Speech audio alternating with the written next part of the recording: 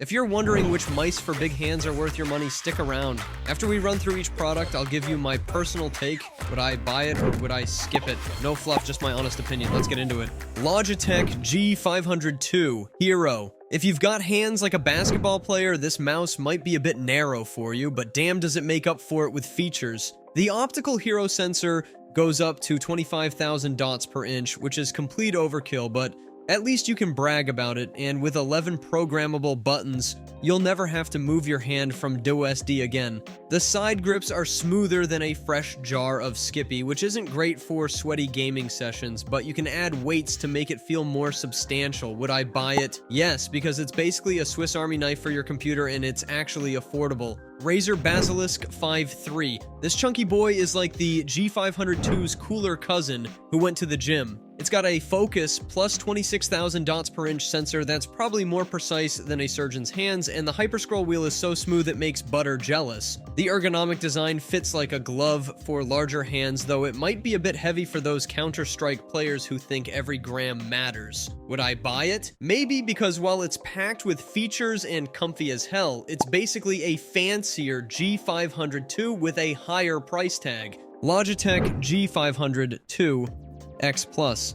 This bad boy is what happens when Logitech decides to flex on everyone. The new hybrid optical mechanical switches feel better than your favorite mechanical keyboard, and the battery life is insane. We're talking 120 hours without the fancy RGB light show. It's still a thick mouse though, definitely not for those competitive gamers obsessed with lightweight mice. Would I buy it? No, because while it's an amazing mouse, the price tag is higher than my electricity bill, and it doesn't even include wireless charging. Razer Viper V3 Pro. This thing is lighter than my self-esteem, weighing just 54 grams. The Focus Pro 35,000 dots per inch sensor is absolutely ridiculous. Like, seriously, Razer, who needs this much precision? The side buttons feel mushier than week-old bread, but the coating feels premium and the new shape is safer than a bank vault. Would I buy it? Yes, because despite being expensive as hell, it's basically the new benchmark for gaming mice and it's perfect for both palm and claw grips. Logitech G Pro Wireless. Look at this beauty weighing only 80 grams, which is pretty damn impressive considering it's not a tiny mouse.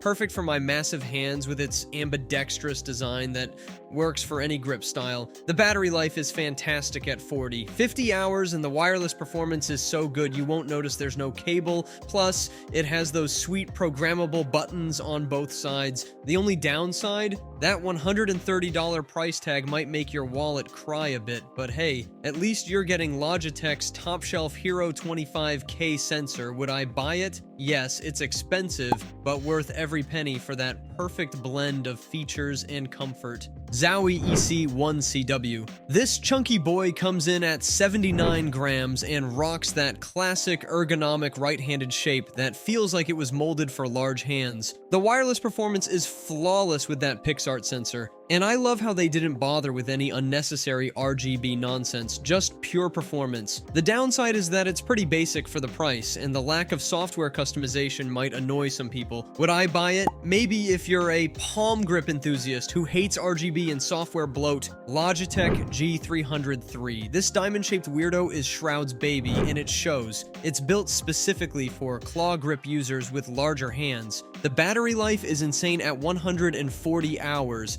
and the USB-C charging is finally here, thank God. But damn, those DPI buttons are underneath the mouse like some kind of cruel joke, and the angular design might feel weird if you're not into that claw life. Would I buy it? No, unless you're specifically looking for a claw grip mouse and don't mind doing mouse yoga to change DPI.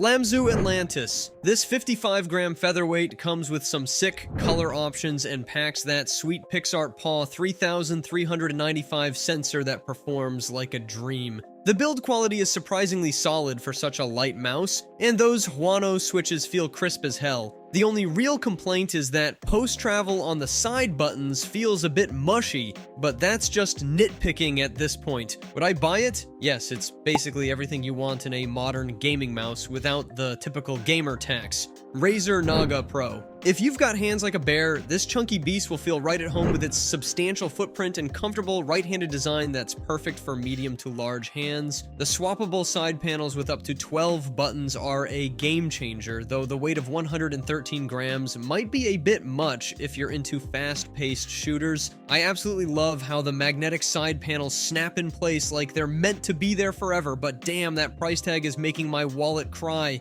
Would I buy it? Yes, because having 3 mice in one is pretty sweet for my indecisive ass. Turtle Beach Cone the 2. Air, this absolute unit of a mouse is like the heavyweight champion of comfort, with its wide, flat base and ergonomic design that's specifically made for larger hands. At 110 grams, it's not exactly a featherweight, but the smooth gliding and excellent weight distribution make it feel surprisingly nimble, plus you get up to 350 hours of battery life on Bluetooth, which is insane. The only downside is that the matte finish loves collecting fingerprints like they're Pokemon cards. Would I buy it? Yes, because it's like a comfortable couch for your hand at a reasonable price. Glorious Model D. This bad boy is what happens when someone actually designs a mouse for people with bigger hands, featuring a right-slanted design in a shape that feels like it was molded specifically for palm grip users. The honeycomb design keeps it super lightweight, and those virgin-grade PTFE feet make it glide smoother than butter on a hot pan. Just be careful with the build quality. Some users reported issues after a few months of use. Would I buy it? Maybe. The price is right, but those quality control issues make me nervous. Corsair Darkcore RGB Pro SE. This chunker measures 5 by 3.25 by 1.72 inches and weighs in at a hefty 142 grams. It's basically the sumo wrestler of gaming mice. The ergonomic design with swappable pinky rest is perfect for large hands using palm grip, and the Qi wireless charging is pretty sweet. The only real issue is that this thing is so damn heavy it might give you wrist gains you didn't ask for. Would I buy it? No. While it's great for big hands, that weight is just too much for long gaming sessions. Razer Basilisk Ultimate. The ergonomic design and thumb rest make this chunky boy perfect for palm grip users with larger hands, and the 11 programmable buttons give you plenty of options to customize your experience. The optical switches are super responsive, but can feel a bit spongy compared to mechanical ones, and at 107 grams, it's weighty, but in a good way, like a premium steak knife. The battery life is pretty disappointing though, lasting only about 20 hours with the RGB lighting on, which means you'll be best friends with that charging dock whether you like it or not. Would I buy it? Yes, because it feels like a premium extension of my hand, despite the battery life being shorter than my attention span. Corsair Scimitar Elite Wireless. This absolute unit is specifically made for people with large hands, packing 16 programmable buttons, including that sweet adjustable 12-button side panel that you can slide back and forth. The battery life is solid at 120 hours, and the 26,000 DPI sensor is precise enough to target individual atoms, but damn, this thing is heavy. It's like wielding a small brick with buttons. The software is unnecessarily complicated and resource-heavy, making it feel like you're running a small nuclear reactor just to change your DPI settings. Would I buy it? Maybe. If you're into MMO games and don't mind your mouse being as heavy as your gaming regrets. Kyron M6. This mouse is like the sleeper car of gaming mice. It looks basic as hell, but packs the same PixArt 3395 sensor as premium gaming mice, making it precise enough for both work and gaming. The tall profile and curved thumb rest make it comfortable for bigger hands, and the battery life is impressive at 80 hours, but there's no RGB lighting, which might make some gamers cry themselves to sleep. Some users report it's actually too small and narrow for its advertised size, so it might be more suited for medium-sized hands despite the marketing. Would I buy it? No, because it's playing a confusing game of am I big or am I small with my hands. SteelSeries Aox 5 Wireless. At 74 grams, this honeycomb beauty is lighter than your empty promises to stop rage quitting, and it's got a comfortable shape that works well for larger hands. The battery life is great at 180 hours on Bluetooth, and the PTFE feet make it glide smoother than a penguin on ice. But the battery drains faster than your wallet during a Steam sale when you're using the RGB lights. The side buttons can be a bit hard to reach, and if you have trypophobia, the honeycomb design might give you nightmares. Would I buy it? Yes, because it's the perfect balance of lightweight and large hand friendly as long as you're not scared of holes. SteelSeries Aox 9 Wireless. This mouse is a damn beast for big hands, with a comfortable right-handed shape suitable for most hand sizes, and 18 programmable buttons that'll make you feel like a keyboard ninja.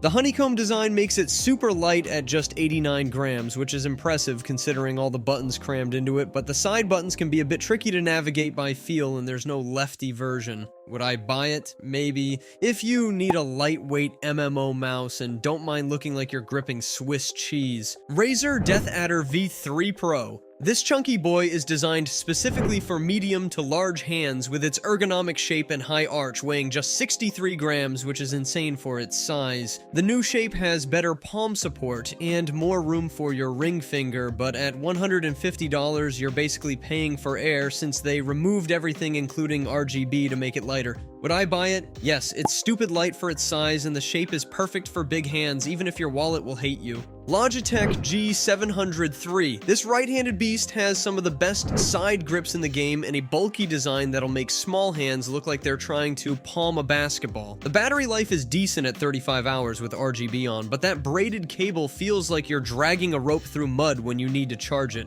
Would I buy it? Yes. It's a tank of a mouse that's actually affordable. Perfect for big hands if you don't mind the extra weight. Thanks for watching. I hope this video helped you pick the mice for big hands for you. If you have any questions, drop a comment below. Links to all of these products mentioned in this video will be in the description.